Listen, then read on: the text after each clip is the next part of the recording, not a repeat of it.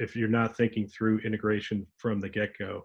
You can end up with secondary scheduling platforms, potentially other documentation repositories that are out there. How are you able to avoid that pitfall? The ability to avoid data silos ties back to something that you discussed earlier. In many ways, telemedicine can be a point of entry for a healthcare system, and then there's follow-on care that goes very, very deep. So for second opinions, for instance, when a patient in Oklahoma has a really bad diagnosis and they need to contact one of our world-class physicians, that first set of interactions is all focused on that patient and the discrete information that they give us about themselves and that specific condition. After we follow up with care, then we go deep. Then they're part of our ecosystem, and they're part of our electronic medical record, and then we ingest more and more of that information. But for that first, second opinion encounter, we're okay with only dealing with the information that they provide. Similarly, when one of the patients who's downloaded our NYP app and has a video visit with our emergency department, say from their couch or their apartment, when they have an acute pain in their lower right abdomen, for that first visit, our ED physician is able to determine if that's indigestion or if it might be appendicitis.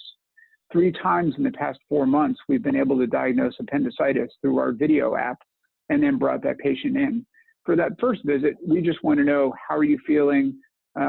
Pressure abdomen, tell us about your care, just a little bit of background. We don't really care for going deeper into their background. We just need to know what's happening at that moment. Once they've come into our hospital for follow-on care, if we've diagnosed that appendicitis, then we go deep and import their records. So I'd say it's almost 2 tiers of data. And as long as we get what we need at the right time, we're able to deliver that care. Interesting. So you've talked about agility and being responsive. It seems to be a core tenet of how you're thinking through the technology at New York Presbyterian. So the velocity of change is going to continue to increase in healthcare. What are some of the foundational elements that you want to make sure are in place at your organization to ensure that you remain agile and responsive moving forward? Well, it's interesting you ask about the foundational elements about being responsive and being agile, because